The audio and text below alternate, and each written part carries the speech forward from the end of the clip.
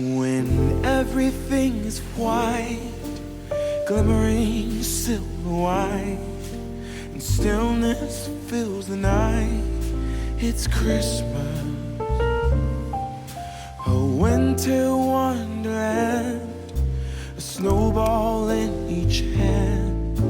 Hi everyone, I'm Devin and you are watching The Egan Family, and today I have to share with you my cat, Benny, and our top 5 tips for traveling with children. For all of those of you who are new here, welcome. Like I said, I'm Devin. This is the Egan Family, and on our channel we share tons of homeschool content, cleaning content, motivation, home decor, lifestyle, pretty much all of those types of things and more. So if any of that is of interest to you, make sure that you subscribe.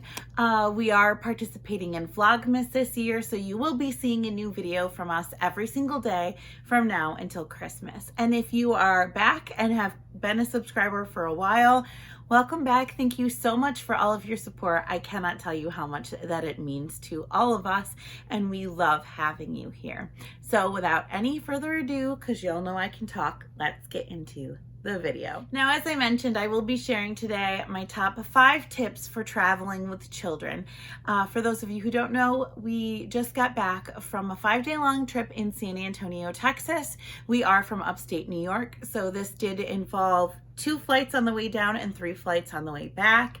And our return trip was over 12 hours of traveling between delays and gate changes and all sorts of craziness that happened, which that's a whole story in itself. If you would like to know more about that, let me know, and maybe I will film a little story time about our travel home. But we do have 3 kids. Parker is 7, Emery is 2.5, and Eloise is 10 months old. And so we have a wide range of ages to keep entertained and happy during those long travel days. So I thought that a great video for this time of year, when everybody is probably anticipating gathering close to family, is telling you the best ways that we could come up with to keep our children occupied and to keep the noise and distractions at a minimum. So my first, and Benny is definitely going to be joining me because he missed me a lot, I think. So my first tip is to find little toys that are mess-free that can distract and entertain on the plane. We let our kids go into the Target dollar spot and pick out a few things just to keep in their carry-ons, just new toys that we did not let them open until they got on the plane, and that made them fresh and interesting. And that helped keep them entertained. Like I said, we do want to keep it mess-free, so a great option are those magic ink markers that only color on the paper. So if Emery had one of those, so if she accidentally marked the back of the plane seat, it wasn't going to leave an actual trail of color. It's also not a bunch of tiny little crayons to get lost and dropped. It is a big thick marker, so that's really good. Another option are those little scratch boards that, like, they're all black, and when you scratch on them it reveals colors. Sometimes it's rainbow colors, sometimes it's like holographic or metallic in appearance. And another option is something like a Magnadoodle or an Etch-a-Sketch. Those are all great mess-free options. We also let them pick out a couple things and bring books as well. So those are all really great options. You're going to want them to have something to keep themselves entertained. Along with entertainment, you are allowed to bring tablets on the plane, but they do ask that you have headphones so you are not distracting. And there are options available through We Flew Southwest, and they do offer free TV shows and movies. So you can access those from your devices, or you can also download shows on YouTube or Netflix, so you can have those ready to go and play.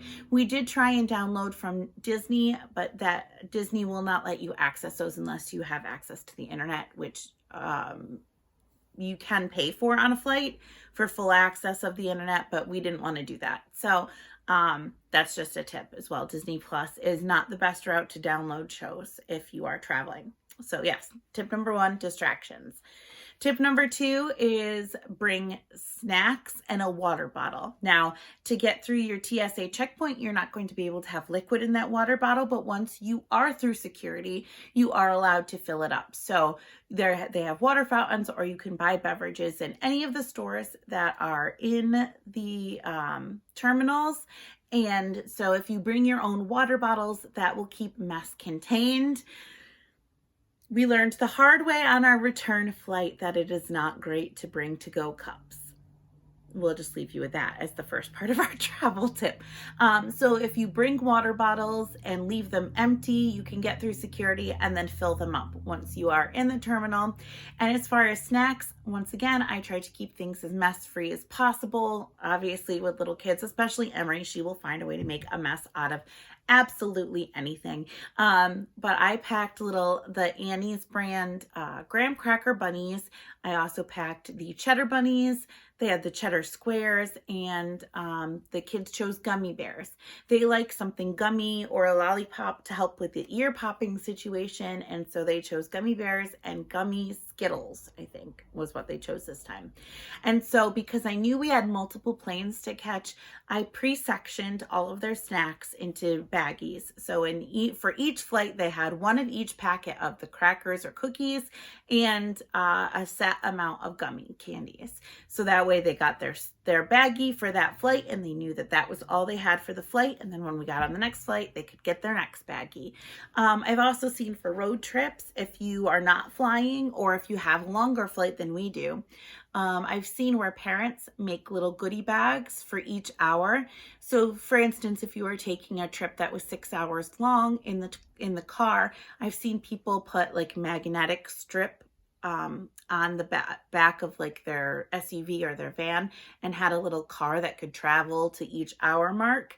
And then once it turned the next hour, they were given a little baggie that had a new little Dollar Tree toy and a snack, and that's what they would have to entertain them for that hour. So that is a really good idea. Entertainment and snacks. Our third biggest tip for traveling with kids is if you think you have packed enough emergency clothing, you probably didn't.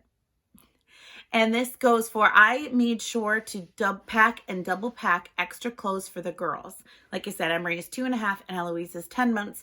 So I figured if there were going to be any sort of spill or accident of some kind, it would have to do with them. Turns out it was Parker and I that needed extra clothes. Like there was a soda incident and some other things that happened along the way. And we ended up soaked and miserable for our entire trip. So if I had to give you any piece of advice out of all of this to listen to, is pack at least an extra shirt for every member of your travel party. If not an entire outfit, you can put them in like the gallon size Ziploc bags, roll them down really small, and they don't take up that much space on your carry-on. And I promise, if you have an emergency like we did, you will be very, very pleased that you remembered to pack those. Tip number 4 is something that my mom discovered because she was incredible and made up the entire itinerary for this entire trip. And she found so many amazing and wonderful things to do. And I can't wait to share them all with you in a future vlog. But because we did have a long travel day on our first day, and then we jumped right into doing activities and going on adventures, by the second day, everybody was so burnt out. So the 4th travel tip that we have is give yourself a buffer time when you get there, when you have kids.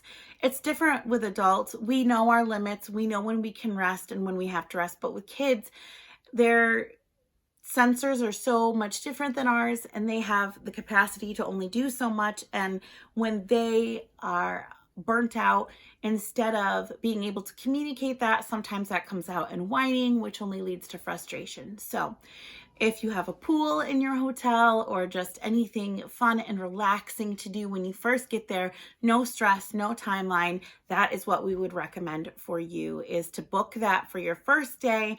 And if you are trying to fit too many excursions in one day, you have to be prepared for the whining, the tantrums, and the meltdowns, because kids just, that's what they do when they are at their breaking point. And you know what? Sometimes even adults are. So that is definitely something to keep in mind. When we first got to Texas, we tried to go see a movie and walk around and go to shops. And then we each had at least 2 main activities to do the next day. And it was a lot for the kids, and they had a hard time for a little bit. I'm so glad that it turned around for the better, but we definitely learned our lesson there. And my 5th and final travel tip with kids is give yourself grace. Not everything is going to go to plan. Your flights are going to get delayed. Things are going to get canceled. When we got to San Antonio, my mom had done, like I said, so much research down to the point where she had researched what bus routes were going to take us closest to the excursions that we were going to go to, because we didn't rent a car while we were there, because pretty much everything was within walking or bus ride distance. But when we got there, we found out that some of the buses weren't accurately represented, like the bus routes weren't accurately represented on online, and because of COVID, some of them had been canceled. So we had to come up with a backup plan on the fly, which we did. My mom figured it all out. We ended up having to walk a little farther, which was totally fine.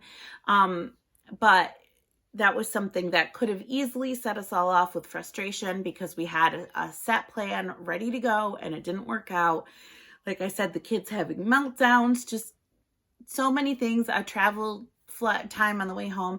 Just give yourself grace. Nothing is going to go to plan, but that's okay. It makes for an experience and a story, and you can still have a wonderful trip, even though everything isn't quote unquote perfect. Good enough is my favorite saying. So despite anything that could have gone wrong on our vacation, I use that term loosely because there wasn't anything wrong with our vacation, just a couple things, like I said, went awry. We still had an absolute blast, and we were thankful to be with our family, and we were so happy that we were able to experience that with them. So yes, give yourself grace.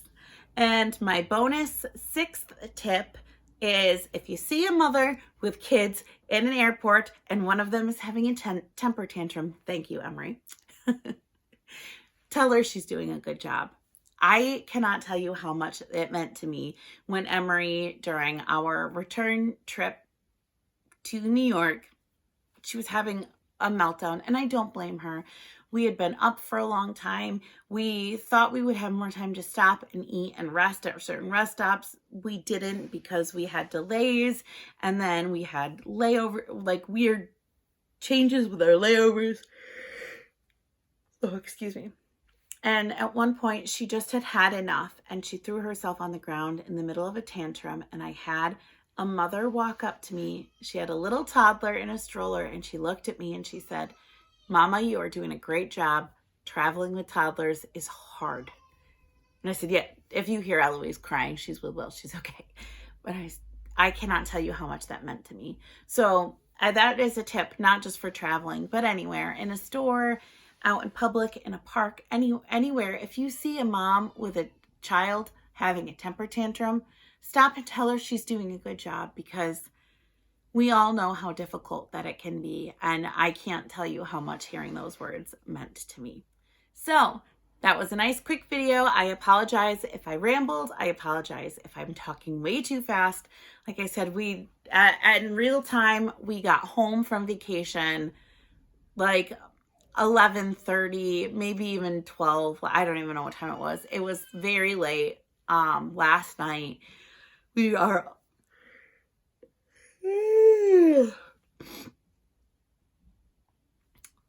all exhausted. The house is trashed. We have so much laundry to do, but I had to get my Vlogmas video out to you. So thank you for being patient on the delay in start time. Thank you for being patient for my lack of presence on Instagram. I was really just enjoying time with my family. And we hope that you enjoy all of the travel content we have coming up for you and all of the rest of the Vlogmas videos. So like I said, if you have not already, make sure that you are subscribed to our channel and that you click the bell notification so you don't miss any of our Vlogmas content and beyond. Hop over to our Instagram and follow us there. I will be much more active now that we are home and getting settled into the holidays. And thank you again for all of the support that we've had while we're away. For all of my YouTube friends, I can't wait to finally have time to go back and watch all of the content you have been posting, because I'm getting the notifications and all of the videos look incredible, and I can't wait to go and catch up. So thank you once again for all of your support, and we will see you next time. Bye, or as Parker would say, peace.